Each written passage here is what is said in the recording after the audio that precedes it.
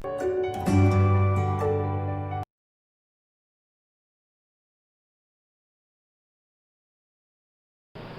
morning, students. Welcome to the online classes of 3 Memorial City Secondary School.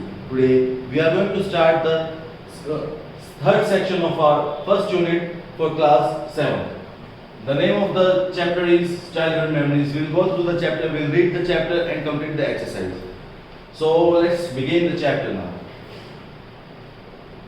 From an early age, I spent most of my free time in the well playing and fighting with the other boys of the village.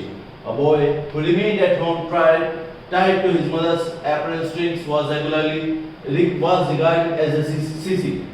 At night, I shared my food and blanket with these same boys. I was no more than 5 when I became a herd boy looking after sheep and calves in the fields.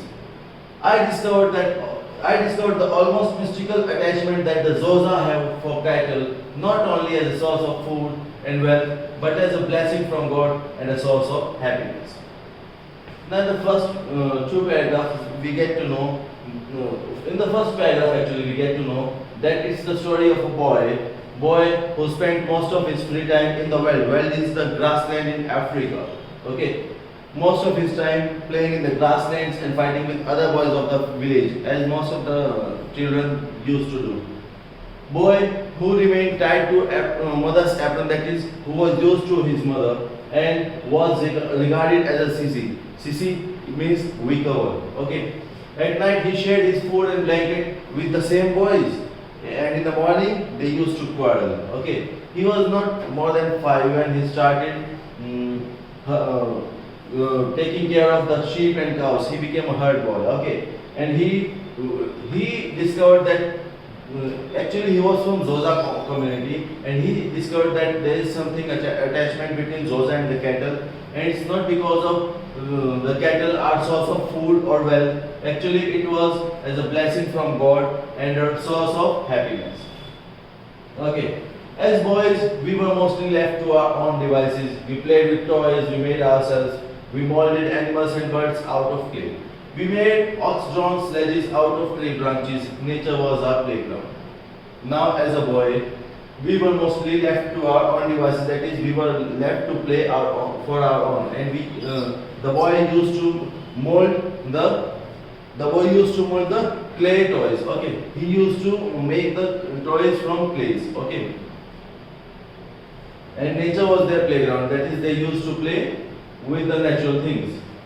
Now, the next one says,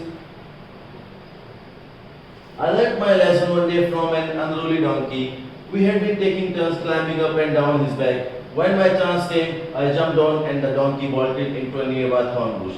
It bent his head, trying to unseat me, which it did, but not before the thorns had pricked and scratched my face, embarrassing me in front of my friends. Like the people of the East, Africans have a highly developed sense of dignity, or what the Chinese call face. I had lost face among my friends. Even though it was a donkey that unseated me, I learned that to humiliate another person is to make him suffer an unnecessary cruel fate. Even as a boy, I defeated my opponents without dishonoring them. Now, in this paragraph, we get to know that the boy here is Nelson Mandela.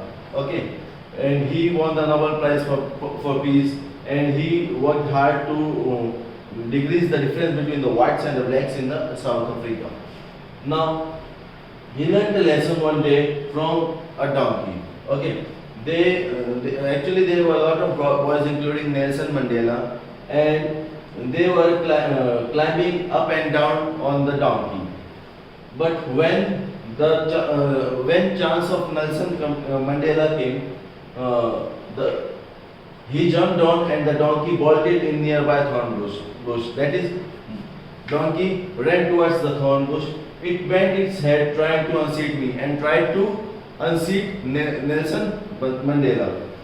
But during this time, when Nelson Mandela fell, the thorns had pricked.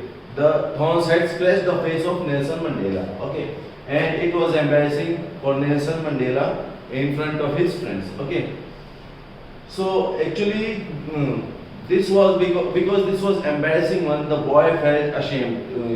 He lost his dignity in front of his friends. Okay, he lost his face among his friends. He learned that to humiliate another person is to make him suffer an unnecessarily cruel fate. That is, if you want to humiliate somebody, it is necessary that you make him suffer an unnecessarily cruel fate. That is not required. Even as a boy, he defeated his opponents without dishonoring them. Okay. After games such as these, he would return to his mother's kraal where she was preparing supper. Mother's kraal here can be used as you can say that he used to went back to mother where she was preparing supper. Supper is the food, the dinner. Okay. Whereas my father once told stories of historic battles and heroic Zosa warriors, my mother would enchant us with Zosa legends and fables that had come down on from numberless generations. These just stimulated my childish imaginations and usually contained some moral lesson. I recall once my mother told us about a traveler who was approached by an old woman with terrible cataract on her eyes. Now, till here, after games, the boy was used to go back to his mother. Okay, and his father used to tell him a lot of historic stories, battles of Zosa warriors. Okay, his mother would enchant Zosa legends and tell about their legacy that is coming from generations to generations. Okay, so when the boy was in his childhood days, he used to imagine about the great memories of the Zosa warriors. Okay, once his mother told him a story that once there was a traveler who was approached by an old woman with terrible cataract on her eyes. Cataract is a disease related to eyes. The woman asked the traveler for help and the man averted his eyes. Then another man came along and was approached by the old woman. She asked to clean her eyes and even though he found the task unpleasant, he did as she asked. Now the first man denied, the second man finding the task very difficult, still he did it. Then miraculously, that is magically, the scales fell from the woman's eyes and she became young and beautiful. Okay, the woman became young and beautiful. The man married her and became wealthy and prosperous. It's a simple story for everybody of us, but there was a great message hidden within the story. That is, we should help everyone. Okay.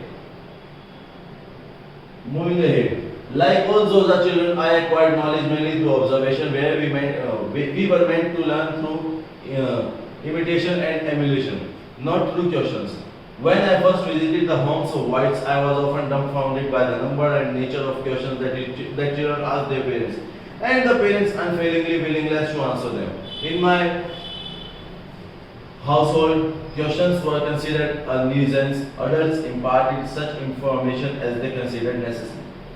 Now, in this paragraph, Nelson says, the boy says that, like all those children, he acquired knowledge mainly through observation, and these boys were mainly meant to learn through imitation and emulation, to learn what I was taught to them, not through the questions. Okay, they can't ask the questions. When he first visited in the homes of whites, he was dumbfounded. He was shocked to see that the white children were used to ask a lot of questions. Okay, they asked a lot of questions from their parents, and the parents also helped the children by answering all the questions. They were ready to answer them. In the boys' household, the questions were considered as nuisance. Adults imparted such information as they considered necessary. Adults only gave the information that was necessary to the boys. One day, George Mbekela paid a visit to the boy's mother. Your son is a clever young fellow, he said. He should go to school. My mother remained silent. No one in my family had ever attended school and my mother was unprepared for Mbekela's suggestions. But she did relay it to my father who despite, or perhaps because of his own lack of education, immediately decided that his youngest son should go to school.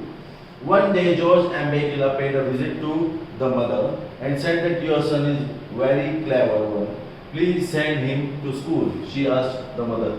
The mother remained silent because nobody from the family had ever been to the school. When she conveyed the message to the father readily agreed to send the boy to the school because he thought that because he lacked education. At least the youngest son of the family should get some education now.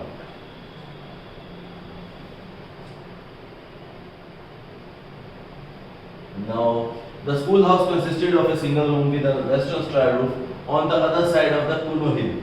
So, we are told that the school was a single room with a western style roofing, and it was on the other side of Kuno hill. Kuno is Nil.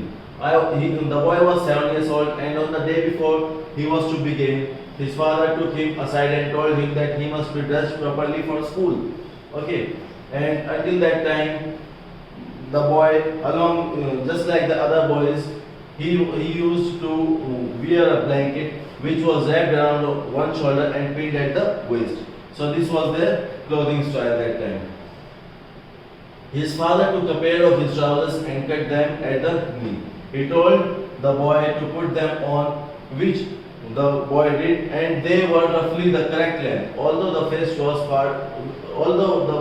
far too large, the father then took a piece of string and tied the trousers at the waist. It must have been a comical sight, but I have never understood that I was prouder to wear than my father's set of trousers. Now the boy says that his father, to match the western style of suiting, took his trouser and cut around the knee and asked the boy to wear it. Although the length was fine for the boy, but the waist was a bit on the looser side, and then father took a string and tied the waist.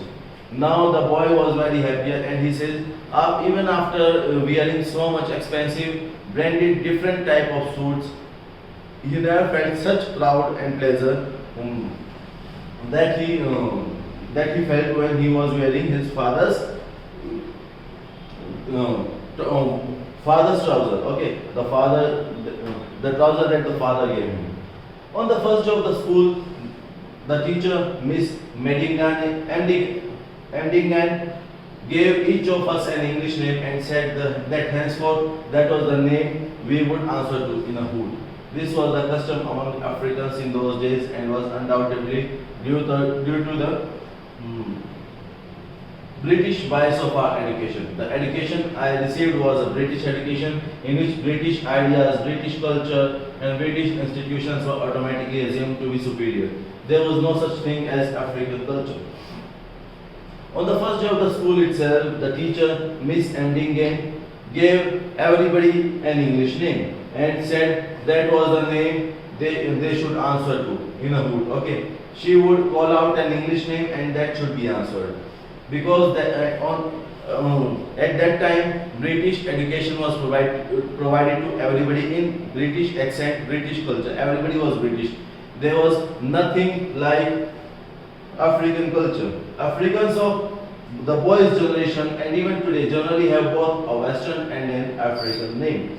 That day, Miss Mdingen told the boy that his name was Nelson. Why she bestowed this particular name upon the boy, he had no idea.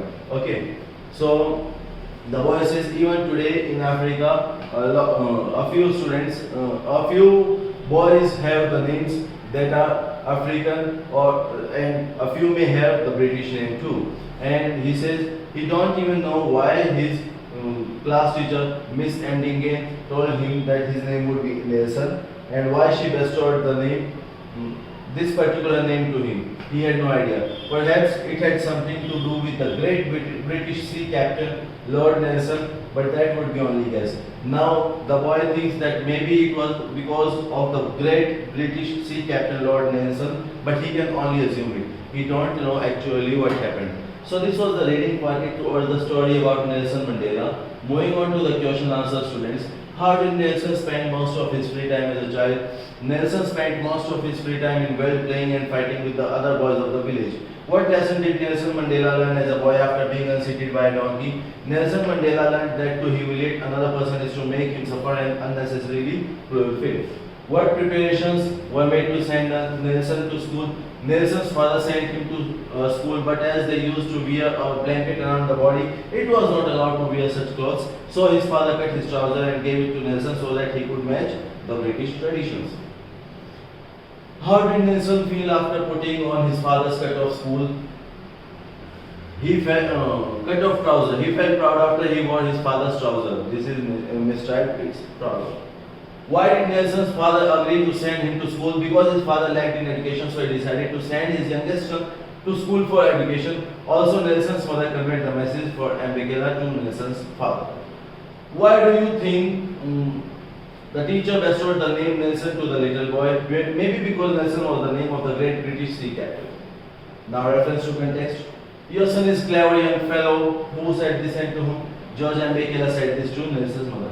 Who was the clever young fellow? Nelson was the clever young fellow.